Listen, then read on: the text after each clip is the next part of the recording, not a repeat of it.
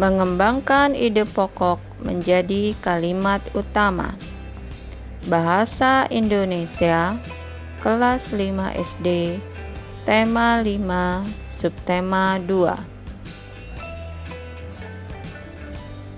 Ide pokok adalah gagasan dasar yang terkandung dalam teks bacaan.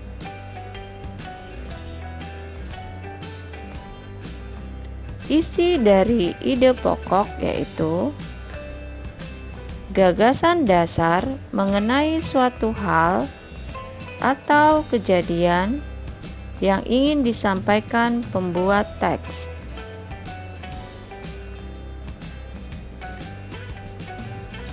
Mari kita lihat langkah-langkah mengembangkan ide pokok menjadi kalimat utama.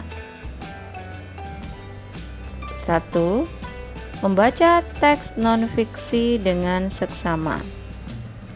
Jadi kita harus membaca baik-baik teks non-fiksi yang disajikan dan akan dicari menjadi kalimat utama yang baru. 2. Tentukan kalimat utama teks non-fiksi yang dibaca. 3. Menentukan ide pokok dari teks non-fiksi.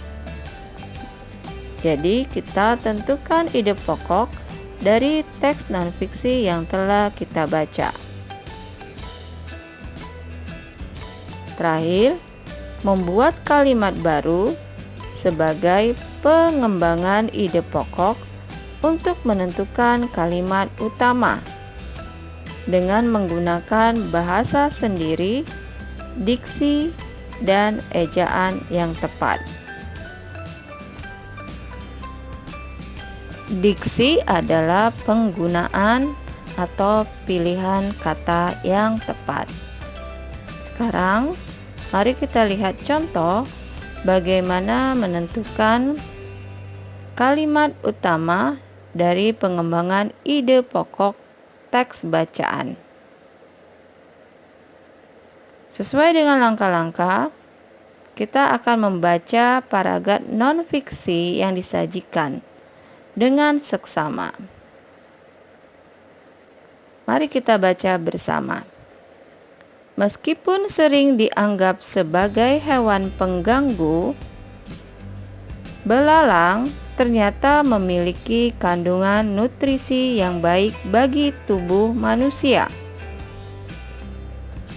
Menurut beberapa penelitian, dalam tubuh belalang terdapat berbagai jenis kandungan nutrisi seperti protein, vitamin, asam lemak esensial, dan mineral.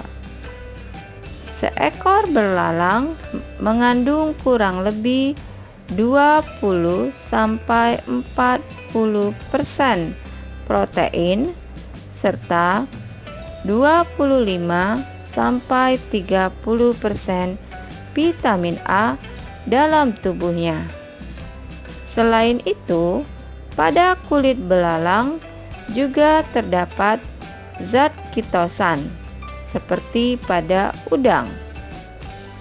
Semua nutrisi tersebut sangat bermanfaat bagi pertumbuhan dan perkembangan tubuh manusia.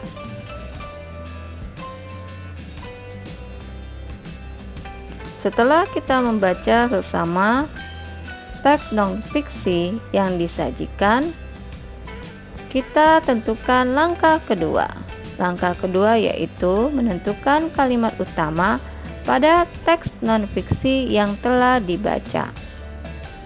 Pada teks non-fiksi yang dibaca tadi, kalimat utama pada teks tersebut terletak pada awal paragraf.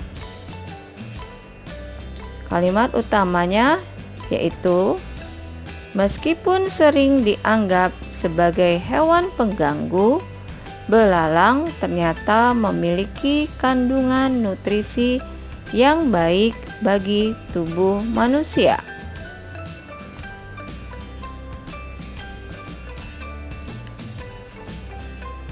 Setelah kita menentukan kalimat utama pada teks yang dibaca, sekarang kita menentukan ide pokok teks tersebut. Ide pokok teks yang diambil dari kalimat utama yaitu belalang memiliki kandungan nutrisi yang cukup tinggi.